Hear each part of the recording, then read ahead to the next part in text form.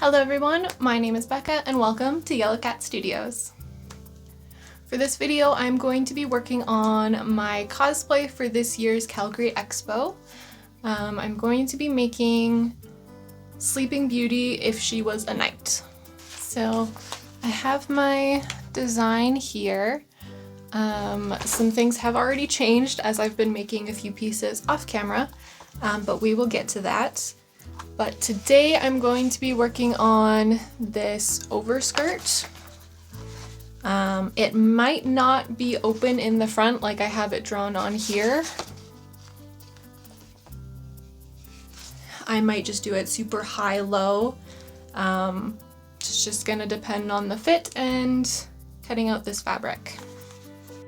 Speaking of this fabric, we are gonna have a moment for it because it is so pretty. It's that color shifting blue-pink fabric, which is very popular for people's Sleeping Beauty cosplays. I am leaning more blue with mine. So I'm gonna have a blue corset, blue bodysuit, and some gray thrown in there for the more night side of it. So I think I'm actually gonna make a mock-up for this skirt first, as long as I have enough scrap fabric. I like to use just online circle skirt calculators to help me with the measurements and how to cut it out. So I'm gonna do that off camera and then come back and talk about how I'm cutting this out. Okay. So that took a little bit more time to figure out than I thought. So most circle skirt calculators do it where you fold fabric in half and in half again. I just want to cut it on one fold. So figuring out the waist for that has been a challenge and I still might not have it perfect, but I am going to make a waistband, so hopefully that will help with the fit of it. Basically, my very rough sketch of how this is gonna be. This top edge is the fold of the fabric. This is the selvage edge, one of the raw edges. For my finished skirt, I think I want the front of it to be 15 inches long and the back of it to be 30. Don't ask me what that makes this. I don't know. I'm gonna figure that out as I go. For the waist, I think it'll work if I make this cutout 8 inches long with 4 inches radius. So basically I'm gonna make an 8-inch circle. And hopefully that works. It will likely need a zipper, or some sort of closure. So if it's a little bit bigger than I need, that'll be fine. That'll make my life a little bit easier down the road. Now this is the part where I get scared to continue because I only have a little bit of this fabric. So I gotta get this right. I do kind of have a backup plan. I can cut it up the front and have it completely open. That was my original idea, so that'll be what I fall back on if I'm cutting it out and the waist does not work. So this, oh, you can't see that. This side is the front of my skirt. I have added an inch for seam allowance so I can hem it. And then here is my piece that I'm cutting out for the waist. And then I'll do the rest of it later. I don't have enough table to do all of it, so. Okay. Oh my god. Okay, do it.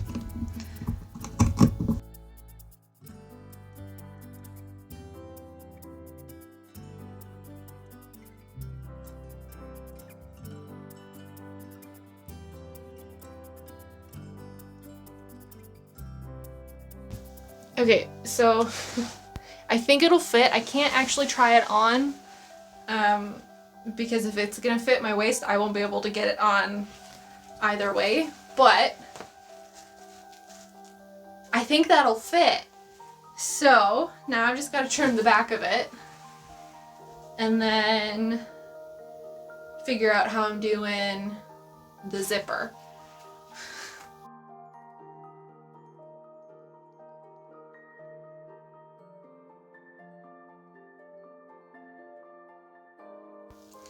Now, because I don't feel like figuring out the invisible zipper right this second, I'm gonna do the easier part and hem the entire edge of this skirt. Alright, so I've got my skirt hemmed. Is it the prettiest hem? No, because I never hem my curves properly. But it is good enough for me. It also makes the fabric sit kind of funny when it's not laying flat, but I think it'll work with the other pieces of the cosplay. So here comes the hard part, putting in the invisible zipper. Now I do actually have an invisible zipper foot this time, so I'm hoping this goes really smoothly. So what I've done is I've cut into the back of the skirt, just a bunch, just enough to get it on and off. My zipper is quite long, so I have plenty of room to play with. I have actually already sewn off where I need it to end. I've also followed the instructions, I think, on the invisible zipper package, because it tells you to iron the zipper, press the coils flat, which I've never done before. So hopefully I didn't just mess it up, but we're gonna try and follow those instructions properly. Now I've also cut out a waistband, and I have pinned it, one side of it, to my skirt. So what I'm gonna do is attach one edge of the waistband to the waist of the skirt, and then put the zipper in, and then fold over the waistband over the invisible zipper to kind of close everything in and hopefully make the zipper even more invisible. I've never done it like this before, so I'm really hoping everything works. I'm also running out of thread, so we'll see how long it makes it.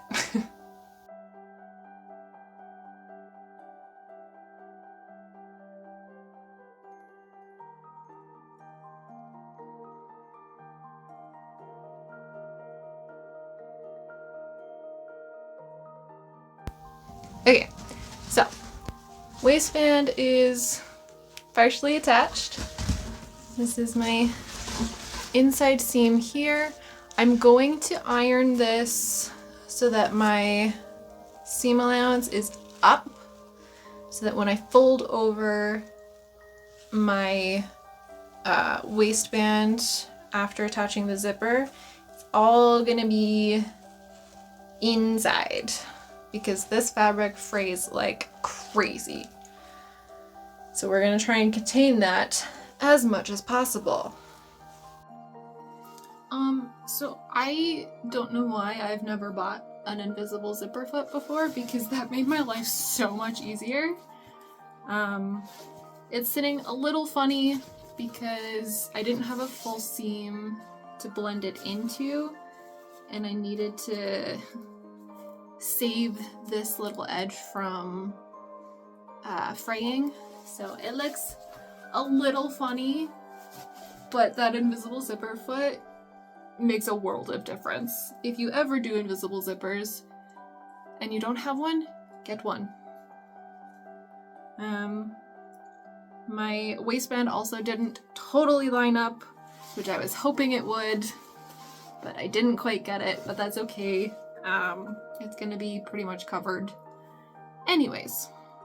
So zipper's in. Now I've just got to fold over my waistband. So what I'm gonna do, this is what it looks like on the inside. So the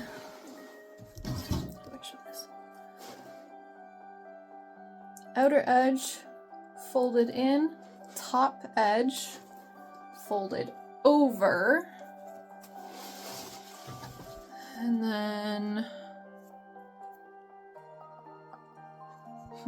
did I do this right?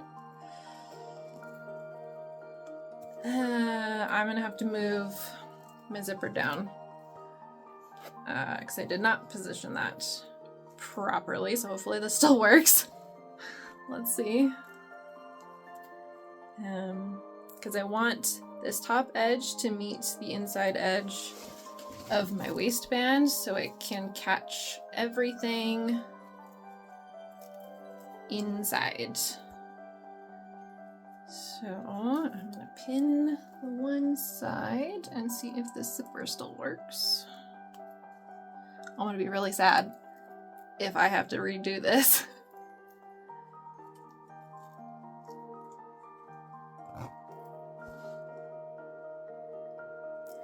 Okay, so it's not ideal, but I think it'll still work. Just don't look too close on the inside there, because that's not how that's supposed to look. But I'm not taking the zipper out. We're not doing it. Yeah, it'll be fine. I'll just make it work. When I say I wing it with my cosplays, I'm not kidding. I just kind of go and hope that it works out in the end. So I'm gonna pin and sew the rest of the waistband over to hide all of my raw edges. And then I think the skirt is actually done.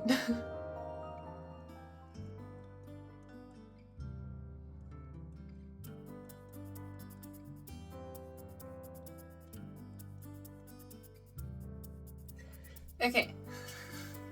Skirt is done. So like I said, it kind of sits a little funny just with how the fabric is and how the hem kind of sits. I might go in and iron the hem down just to kind of get rid of some of this rolling that's happening. But this is just one part. So this is the skirt. I made this off camera. So I made this chainmail skirt thing. Did it off camera because was my first time making chainmail. And it's a very long and tedious process. I followed Lauren Does Cosplay's tutorial for this. I will link it. It is phenomenal. So this is gonna sit on top of the skirt. I might go in and add another hole for the belts to get it just slightly tighter.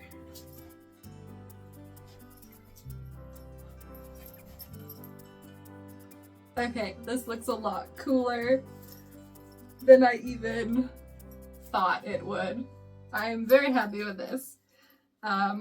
Yeah, so like I said, I'm gonna go in and iron the hem of the skirt a little bit, but that is the skirt done.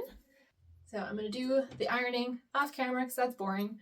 And then we'll move on to the next pieces that I need to make.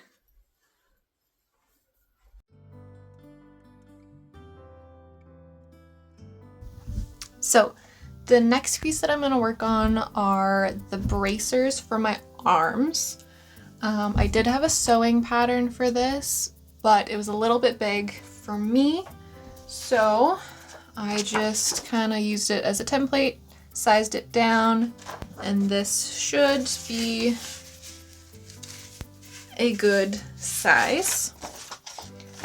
So my plan is for the arms, I'm gonna take couple pieces of this faux leather stuff.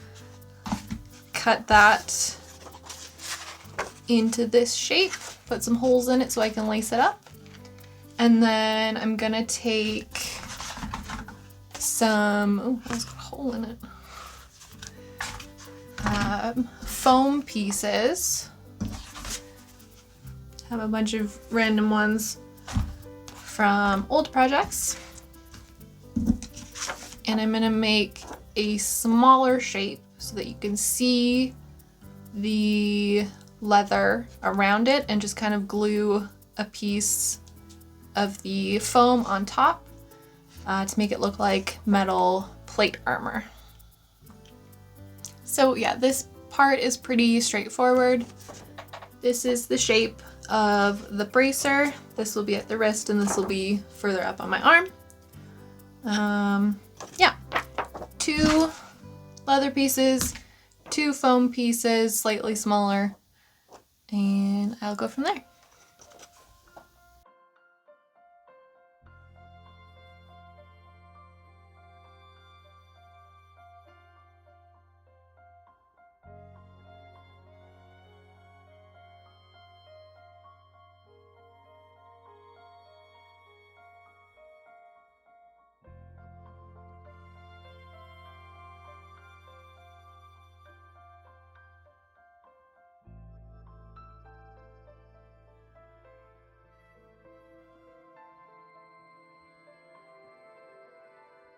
So I've got all of my pieces cut out. I also added some like trim to these to give them a little bit more detail and dimension.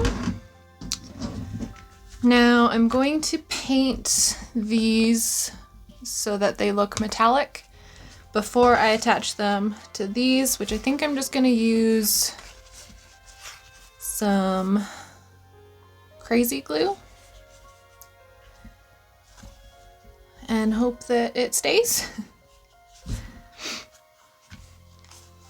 I also need to put some holes in these so that I can lace them. But first, painting.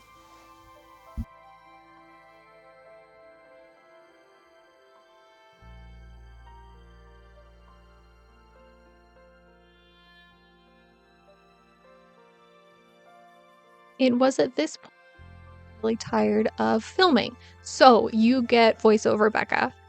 I did basically the same thing for my leg bracer pieces. I just kind of wrapped the foam around my legs to figure out the size and shape that I needed, and then painted them silver. I then added these Velcro pieces.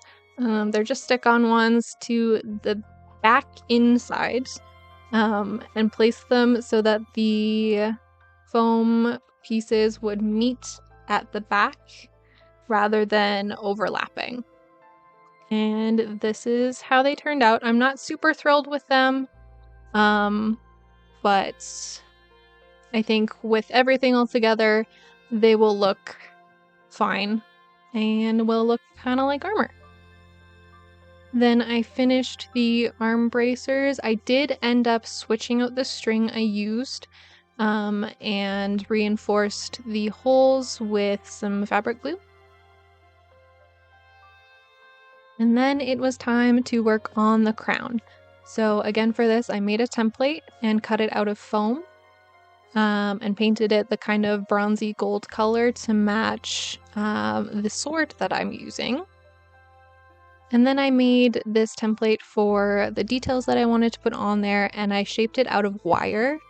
Some of these pieces did end up getting cut from the final design, but I just shaped them and used some crazy glue to get it on there, which did leave some residue, so I'm going to paint over that. And once all of the paint is dry, I'm going to go over with a layer of slightly tinted Mod Podge, just to seal everything and make sure it's nice and shiny. And after the Mod Podge is dry, I had these little rhinestones, and just super glued those on there as well. And this is how everything is coming together. I'm very happy with how it's looking. I will not be doing a full final look in this video, just because I do not have the time, but I will be doing a final look and possibly a mini vlog again for Calgary Expo. But I hope you enjoyed this little process video. I know I didn't show everything I made, but a lot of it I was just kind of experimenting with, so I did it all off camera. But I hope you enjoyed nonetheless. Come back to see the final look at Comic Expo, and I hope you enjoyed this video. Leave a like and a comment, and I will see you in the next one. Bye!